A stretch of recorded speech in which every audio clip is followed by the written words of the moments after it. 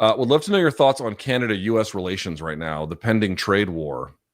We'll see if that happens. The China factor, yeah. Always appreciate your insights. As a Canadian, I'm uncertain how everyday Americans capable of critical thinking, such as yourself, view the situation. Mostly in horror. In the end, with these things, in the end, you have to just see what they do, right? There's a lot of saber rattling, talk about territorial annexation. President Trump has been very vocal. I don't think this is in any way controversial to say he seems to be quite a fan of former President William McKinley. You might recall, what is McKinley famous for, aside from tariffs, by the way? Territorial expansion. It's how they got Guam. It's how they did some territorial expansion at the time into Cuba. It's when they got, any number of places.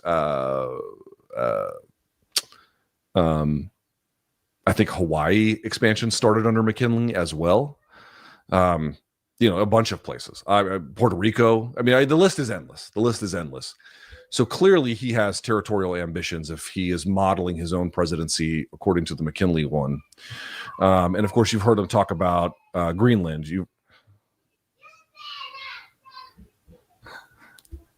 Godzilla.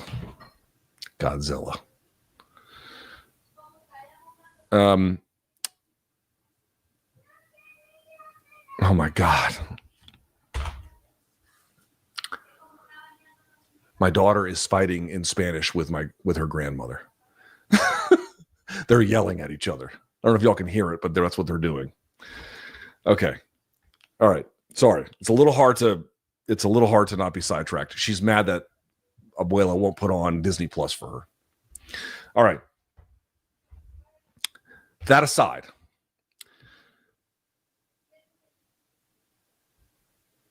let's see what they do. It seems to me deeply implausible that there is any world where Canada ever becomes annexed. Seems to me less plausible that there's a world where it's more likely that you could see some kind of trade war or conflict. That seems legitimate, or you have to take that possibility seriously. I don't know what to say. I find it all incredibly distressing. I think Canada is one of the best border allies any country could ever ask for. That's not to say that there aren't ways in which the trade relationship could be improved, or other versions of, diplomatic efforts to seek a variety of solutions to any kind of mercantilist or other forms of economic dispute. But at the same time, this is a peaceful nation that literally has very little military, in part because, yes, of course, they count on us, but at the same time, they're not a threat. They speak a similar language. They have similar values. They have similar history. They are our biggest, or one of our biggest, I should say, it's not quite true, one of our biggest trading partners. They're important for the American economy. Like, it doesn't make a lot of sense to me to get sideways with them as a sort of a general posture. So let's see what they do. I don't know if you guys saw this yesterday. It won't be on your radar. It was very much on my radar. Similar to how Trump said he wanted to go after Greenland, which we've talked about before, totally tells you how they feel about climate change. They absolutely think that it's real, and they absolutely want to prepare for it. That is 100% what is happening there. And then beyond that, Canada and some other places as well. Did you see what he said about DC yesterday? He said yesterday that he didn't exactly say what he wanted to do about it, specifically like what mechanism that they wanted to pull, but that they wanted to end 50 years of DC home rule, 1973, 74, whatever it was. 73, because the 50-year anniversary was in December of 73. Started with 23. 50 years of home rule. We have limited self-rule here in the city of 700,000 people. And it wasn't clear what he meant by that, because I don't know what mechanism they would do. There's one senator, one congressman that have proposed legislation. I don't know if you guys saw this. It's called the Bowser Act. The mayor of DC, her last name is Bowser, Muriel Bowser. And so, Bowser stands for something. It's like bringing balance or whatever the fuck, each letter stands for something. And the law, the bill, if passed, now it's been introduced previously and it's failed in committee. I don't know what the likelihood of it is. And he didn't endorse the legislation specifically. He just kind of made a vague reference to taking over DC. The The bill, if it was ever passed and signed into law, would effectively eliminate the entire DC government. I mean, understand something. I'm a taxpayer here in a city. This is my government. I have a local ANC commissioner. There's people that collect my trash. I pay my bill to DC Water. It's a city. There's been great consternation and difficulty in improving the education system here, and there's been real success at that. My daughter goes to public school. I pay my taxes into public school. It's a city. It's a city. And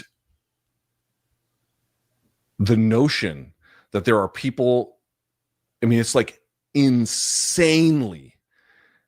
I mean, imagine if they just said, we don't want Houston to be able to run its own affairs anymore. We're just going to take it over.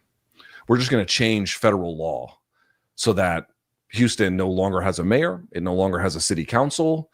We're just going to establish a new government of our choosing, and they will run Houston. You'd be like, what the fuck are you talking about? People in Houston have a right to elect their own mayor. They have a right to vote on their own affairs, and then more broadly, Texas and then the nation, depending on the office and the election. They would just eliminate the DC government. Straight up eliminated. Who the fuck's, and by the way, the legislation also, if it was ever passed, it would give them 1 year to kill it off. So it wouldn't happen automatically. It would give them a year. But there's nothing in the legislation to say what would come after. Well, you know what would come after. I mean, somebody has to run the city, right? Somebody has to be a kind of mayor. There has to be some kind of apparatus to get a budget passed. There has to be a tax office. Who's going to run the city services as it relates to ambulances, or who's going to pay the fire department? Or, I mean, so some kind of apparatus has to exist there. Well, it tells you what they would do. I've been living here on and off since the 1980s. I love the city. I could stand to see some things improved for sure, but I don't hate DC. People who hate DC and who vote here, that's really what comes down to it. Like, I mean, that's the issue, is like who votes. The notion that you could just erase from an American city the ability of the people in that city to have any say over their own leadership is fucking insane. And none of you who would probably, oh, well, it's DC, it's different. This is not like them, which they do have the legal ability to look at anything that the DC commission passes, the city council, I should say, excuse me. They can look at all of that. That's part of the law. It's a stupid law, but it's real. They can do it. Jason Chaffetz, when he was representing Nebraska, used to fuck with DC laws and bills and budgets that were passed all the time. By the way, DC tax base is a surplus here. The city makes money, not just collects it, but they run a budget surplus here, a balanced budget. That's not what they're proposing. They're proposing eliminating the fucking government. And I'm supposed to be cheery about that? Think about what they would install if they eliminated that. They would install loyalists like they do in every other fucking place. They wouldn't install people who are rightfully elected. They wouldn't install people who represent the community. I live here.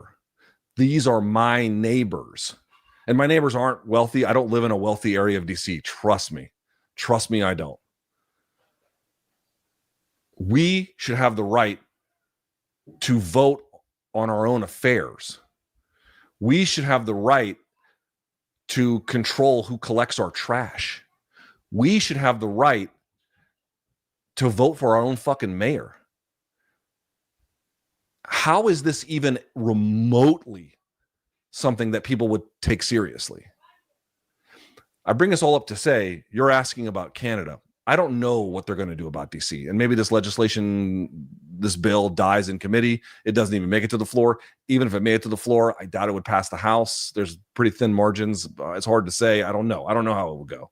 But it also could pass. But the point I'm trying to make is, what if it doesn't? Then this is all for naught and we can just move on. But